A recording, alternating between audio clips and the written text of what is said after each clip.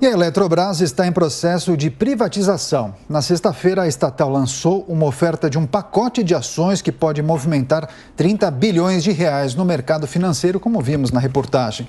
Vamos entrevistar agora o senador Eduardo Girão, do Podemos do Ceará, para falar justamente sobre o processo de privatização da empresa. Senador, seja muito bem-vindo à Jovem Pan News.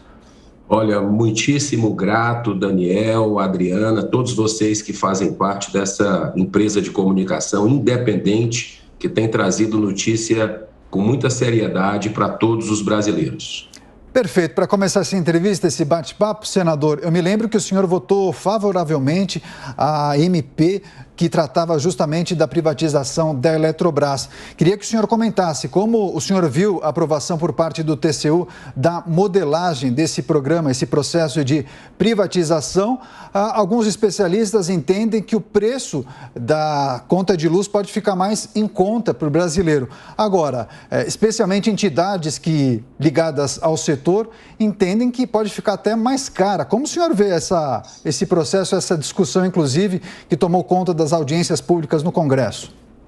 Olha, em primeiro lugar, eu acredito que uma má privatização é melhor do que não privatizar, né? Então, eu acredito que o Brasil precisa cada vez mais vender as suas empresas estatais que servem historicamente como cabide de emprego, com manipulação política, e isso atrasa o país, fica ruim para o consumidor e para, inclusive, o preço, né? Eu conversei muito com o relator na época, que foi o senador Marcos Rogério, que fez um trabalho hercúleo com muita articulação, né, para poder aprovar. Você lembra que essa medida ela foi aprovada com, se eu não me engano, 3 ou 4 votos apenas aqui no Senado, e ele me garantiu que o preço a longo prazo iria diminuir. Mas eu acredito que todo esse movimento que está acontecendo, inclusive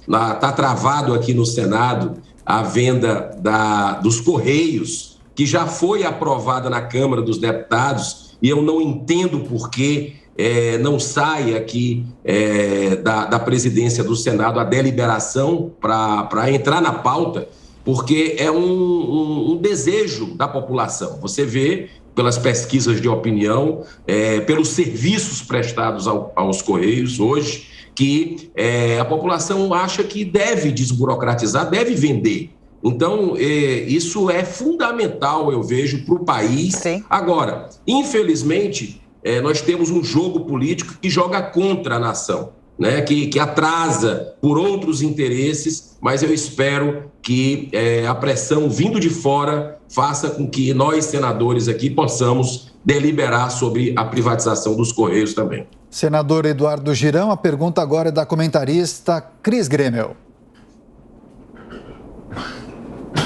Microfone, Cris. Nossa, eu estou com áudio aqui. Agora te ouvimos. Bom dia, senador. Prazer voltar a falar com o senhor. O senhor mencionou agora o jogo político, né, os interesses e tudo mais. Nesse momento, qual é o clima no Senado, especificamente, em relação à privatização da Eletrobras? Olha, a privatização da Eletrobras, para a gente, tinha sido consumada, né, Cris?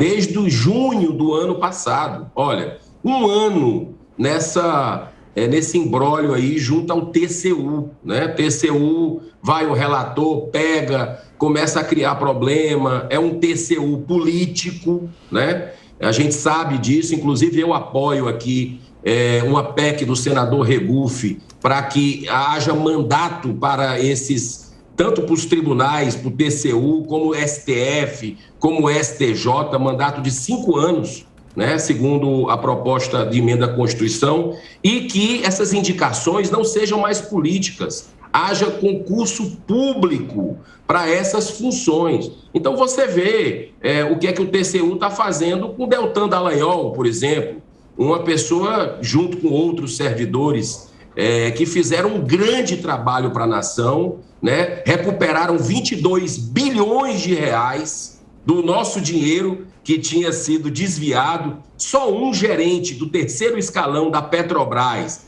que, ao meu ver, deveria ser privatizada também. Só um devolveu 500 milhões de reais, né? Ou seja, nós temos um país que tem corruptores sem serem corruptos, né? Algo que não dá para entender de onde é que veio esse dinheiro. Claro que foi roubado, né? Então, nós precisamos acabar com isso. Eu acho que, dando passos em direção à abertura de capital, venda de ações, deixar o governo minoritário, Cris, como é o caso da Eletrobras, é uma privatização pelo aumento aí da venda de ações, né? E o governo ficando minoritário, eu acho que é fundamental para a nação ser mais competitiva, para que a gente possa ter resultados práticos, inclusive na diminuição dos preços. Senador Eduardo Girão, a pergunta agora de Amanda Klein.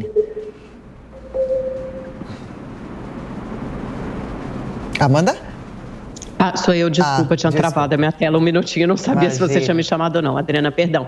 Senador, bom dia. Queria aproveitar o ensejo para lhe questionar sobre outro assunto que me parece muito urgente já no Senado, que é esse teto, essa proposta que estabeleceu um teto para o ICMS de 17% para bens e serviços essenciais, como combustíveis, energia elétrica e telecomunicações. E agora já foi para o Senado. No entanto, ainda não há data para pautá-lo. O senhor vê a disposição num trâmite rápido sobre esse assunto, porque o que já está pautado, por exemplo, para a CCJ para essa semana é aquela reforma mais ampla, a reforma tributária mais ampla que começou no Senado. Como é que o senhor enxerga esses dois assuntos e a possibilidade de serem aprovados ainda esse semestre? Olha, Amanda, excelente essa sua pergunta, porque é uma demanda da sociedade, né? Os preços aí impossíveis com relação aos combustíveis, a energia elétrica. Só no meu estado, para você ter uma ideia, foi 25% esse ano do aumento da energia elétrica. E o ICMS, os estados precisam dar essa parcela de contribuição. Olha, uma coisa é certa, é ponto pacífico. Você pode perguntar a qualquer governador e prefeito desse país. Nunca eles viram tanto dinheiro nesses últimos anos. Essa para enfrentar a pandemia aí ficaram com os cofres abarrotados de dinheiro que saiu aqui de Brasília para estados e municípios, e foi tanto dinheiro que foi desviado a função desse dinheiro, ou seja, era para enfrentar a pandemia, mas foi pagar salário, então aí ainda com muita reserva. Então por que não? Por que não dar essa contribuição nesse momento que o brasileiro está apertado, está saindo de uma crise? Por que não uma redução, o teto de 17%? Eu acredito que o presidente Rodrigo Pacheco deve colocar esta semana. Nos bastidores aí já existe um entendimento nesse sentido para que a gente possa aprovar essa medida que foi aprovada na Câmara com ampla maioria, quase unanimidade, e o Senado tem que cumprir esse papel e deliberar, assim como também a reforma tributária, que está pautada para amanhã na CCJ aqui do Senado. Eu acredito, Amanda, que a questão do teto para o ICMS, ela vai direto até para o plenário. Não precise nem passar pela CCJ, porque o assunto é urgente e é uma demanda extremamente necessária para a população. Senador Eduardo Girão, agora para encerrar a pergunta de Ricardo Salles. Girão, bom dia, prazer em vê-lo. A sensação que nós temos quando você foi narrando certos pontos é que há uma espécie de silêncio absoluto, tirando, claro, posições como a sua, mas na média, um silêncio absoluto dos colegas senadores em relação a certas posturas do presidente Rodrigo Pacheco e dos temas que vem passando por aí. Esse do ICMS, vamos ver se ele vai colocar mesmo em pauta como deve.